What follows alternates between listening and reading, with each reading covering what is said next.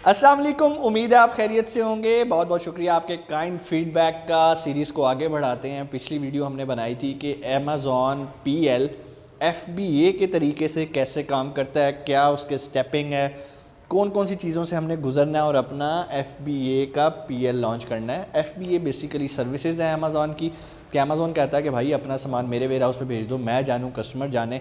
आपका काम है सिर्फ इसकी रैंकिंग पे काम करते रहो, इन्वेंट्री मेंटेन करते रहो, शिपिंग प्लान बनाते रहो। ये सारी चीज़ें हमने अपनी पिछली वीडियो में डिस्कस की थी डिटेल में। आज हमने जो टॉपिक डिस्कस करना है वो है अमेज़ॉन पीएल का दूसरा रुख, जो कि दूसरा रुख है एफबीएम का। ठीक है, इसको बल्कि मैं यहाँ से इरेज कर देता हूँ और मैं यहाँ पर आपके पास लिख देता हूँ ताकि डिफ्रेंशिएट रहे कि लास्ट वीडियो हमने बनाई थी एफबीए पे, now it is FBM. FBM किन लोगों के लिए बेहतर है जो कि उन्हें फ़ायदा दे सकता है, और क्या हमें एफबीए करना चाहिए या एफबीएम करना चाहिए। बहुत सारे लोग जो नए इस मॉडल में आते हैं उनको काफ़ी कन्फ्यूजन होती है। पहले तो आप ये चीज़ समझें, एफबीए की सर्विसेज पाकिस्तान में रहते हुए लोगों के लिए बहुत फ़ायदेमंद है। अगर आप पाकिस्तान में रहते हुए अमेज़ॉन का काम करना चाहते हैं, मैं आपको ब्लाइंडली कहूँगा कि भाई कुछ भी ना पूछो, किसी से ना पूछो, सिर्फ एफबीए का मेथड मौजूद है। अगर आप उस कंट्री में रह रहे हैं जहाँ पर आपका अमेज़ॉन का अकाउंट है और आप वहीं रहते बिज़नेस कर रहे हैं, मींस कि आप ओवरसीज़ पाकिस्तानी हैं या फॉरेनर हैं, तो कहने का मकसद ये है आपके पास दो ऑप्शन है। आप एफबीएम भी कर सकते हैं, एफबीए भी कर सकते हैं। इट डिपेंड्स आपके पास टाइम कितना है। एफबीए में आपकी मेहनत कम लगती है, एफबीएम के अंदर आपका टाइम और मेहनत दोनों लगती हैं। लोग क्या करते हैं, उन्होंने बहुत सारा स्टाफ रखा होता है, जैसे ही ऑर्डर आता है स्टाफ है जो उसे पैक करता है और कोरियर में जाके उसको कोरियर कर देता है कस्टमर के पास।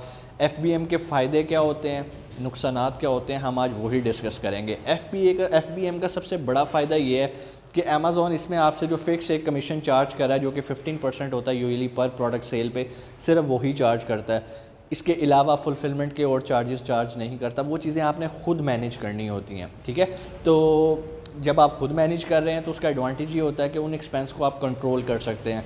लाइक अगर अमेज़ॉन फॉर एग्जांपल आपसे 10% ऑफ अ प्रोडक्ट चार्ज कर रहा है, तो हो सकता है अगर आपने अपना स्टाफ रखा हो तो आप वो 5% के अंदर उस एक्सपेंस को कवर कर लेते हैं।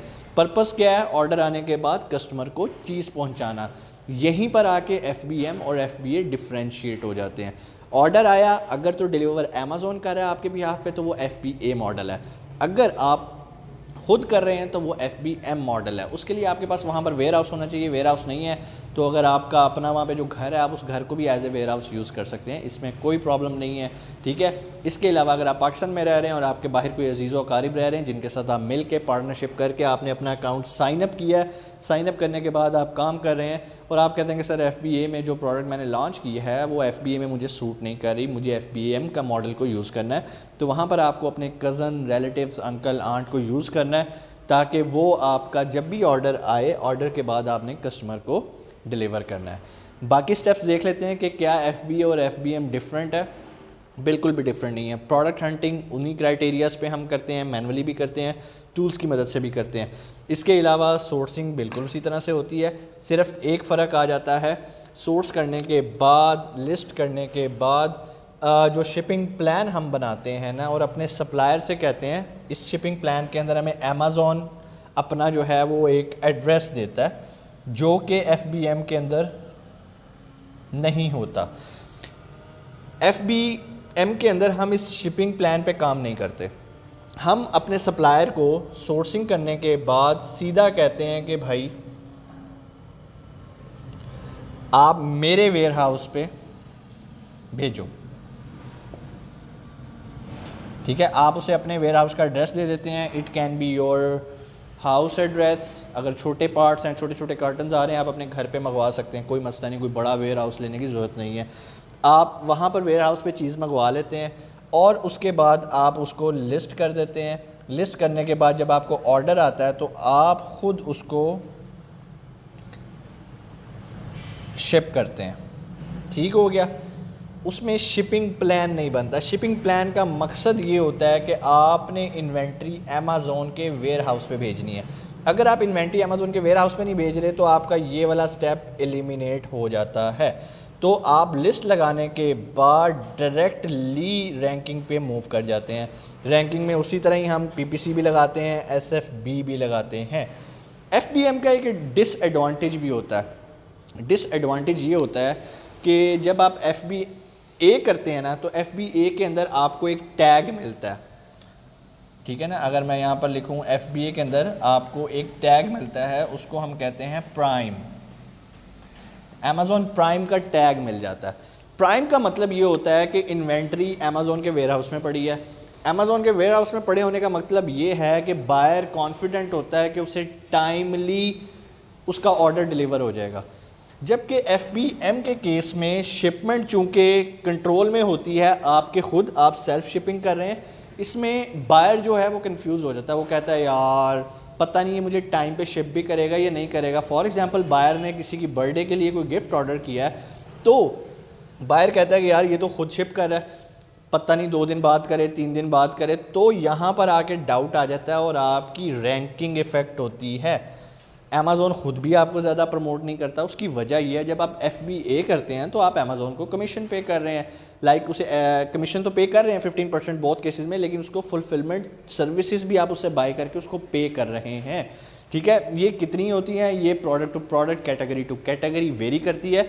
जब हम इसकी प्रॉफिटेबिलिटी कैलकुलेट करते हैं तो वहाँ से हमें एफबीए और एफबीएम दोनों का पता चल जाता है कि अमेज़ॉन हमसे क्या क्या पैसे चार्ज कर रहा है। तो ये चीज़ आपने देख ली। एफबीएम कॉस्ट सेविंग ज़रूर होता है, लेकिन रैंक करने में आपको काफ़ी प्रॉब्लम आती है। अमेज़ॉन सपोर्ट करता है अगर आप एफबीए पे काम कर रहे हैं। अगली बात, ये जितनी मैंने आपको बातें की हैं ये कोरोना से पहले की थी। कोविड के अंदर अमेज़ॉन ने थोड़ा सा अपनी स्ट्रेटजी को चेंज किया। अमेज़ॉन कहता है कि भाई मेरे वेयर हाउसेज इस टाइम फुल पड़े हैं, क्योंकि कोरोना के अंदर मेडिकल सप्लाईज़ और दूसरी रेलिवेंट जो सप्लाईज़ थी वो इतनी बढ़ गई हैं। उसने कहा कि भाई ऐसा करो, आप एफबीएम करते जाओ। इवन जो रेगुलर लोग एफबीए कर रहे थे उनकी भी जो शिपिंग प्लान था ना, वो 200 यूनिट्स पे उसने रिस्ट्रिक्ट कर दिया, ठीक है। शिपिंग के भाई आप 200 से ज़्यादा अमेज़ॉन के पास इन्वेंट्री नहीं भेज सकते। लेकिन उसने एक और फैसिलिटी भी दी। जो अच्छे सेलर्स थे, अमेज़ॉन ने कहा कि यार मैं तुम्हें 90 डेज़ का टाइम देता हूँ, तुम एज ए एफबीएम काम करते रहो, लेकिन अगर तुमने हर शिपमेंट, इसको हम कहते हैं नेक्स्ट डे डिलीवरी, अगर नेक्स्ट डे डिलीवर कर दिया कस्टमर को और 90 डेज़ में तुम्हारी कोई कंप्लेन नहीं आई, तो तुम बेशक एफबीएम करते रहो, मैं तुम्हें प्राइम का टैग दे दूंगा। मीन्स कि आपके ही वेयर हाउस को अमेज़ॉन ने अपना वेयर हाउस डिक्लेयर कर दिया और कस्टमर को यही लगेगा कि चीज़ अमेज़ॉन के वेयर हाउस में पड़ी हुई है, तो आपको एडवांटेज मिल गया। लेकिन उसके लिए आपको क्या करना पड़ेगा, next day shipment, next day delivery, like quick, delay नहीं। जहाँ पर आपकी सेल्फ शिपिंग में डिले आएगी वहाँ पर समझिए वो जो 90 डेज़ का आपका प्रोबिशन टाइम है वो ख़त्म हो जाएगा और अमेज़ॉन आपको कभी प्राइम का टैग नहीं देगा। दूसरी ऑप्शंस, ये तो वो जो लोग वहाँ पे फुलफिलमेंट कर रहे हैं जिनके अपने वेयर हाउसेज हैं, ये तो उनके लिए आ गया। अब आप कहेंगे सर जो लोग पाकिस्तान से एफबीए कर रहे हैं वो क्या करें, वो क्या सिर्फ 200 यूनिट्स भेजें? उसके लिए हम जो काम करते हैं ना, उसके लिए जो एक टर्म यूज़ की होती है उसे हम 3PL कहते हैं।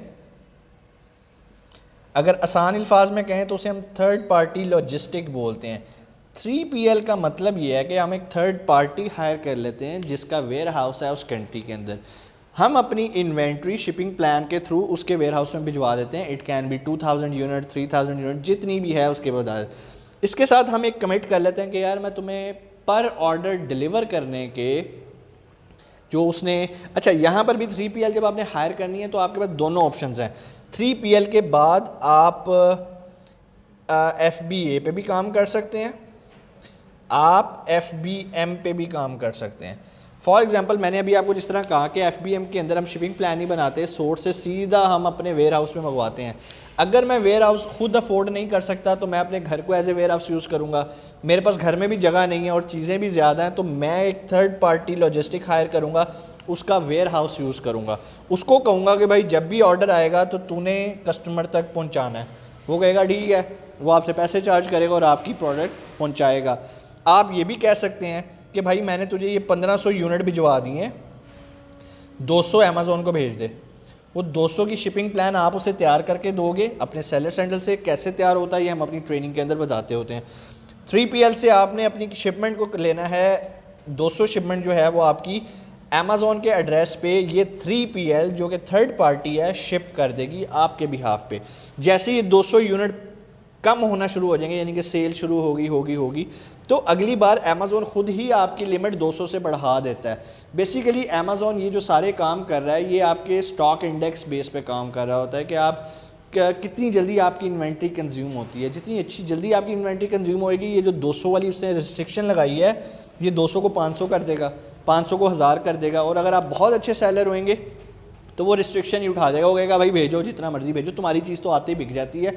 उसने ऐसा इसलिए किया ताकि उसका वेयर हाउस उन प्रोडक्ट्स के लिए ज़्यादा यूज़ हो जो कि इस टाइम मार्केट की डिमांड है, जो कि हेल्थ एंड सेफ्टी से रिलेटेड हैं, कोरोना से रिलेटेड है, मास्क हो गए, लाइक सैनिटाइज़र्स हो गए, और इस तरह की बहुत सारी हाउस होल्ड ग्रोसरी आइटम्स हैं जो लोग इस टाइम घर बैठ के ऑर्डर करना पसंद करते हैं। तो वो सारी चीज़ों के लिए उसने अपने वेयर हाउसेज़ ओपन कर दिए कि भाई मैं इनको सपोर्ट कर रहा हूँ। लेकिन अगर आपकी प्रोडक्ट इतनी अच्छी है जो आते ही बिक जाती है तो अमेज़ॉन आपके ऊपर भी रिस्ट्रिक्शन नहीं लगाएगा।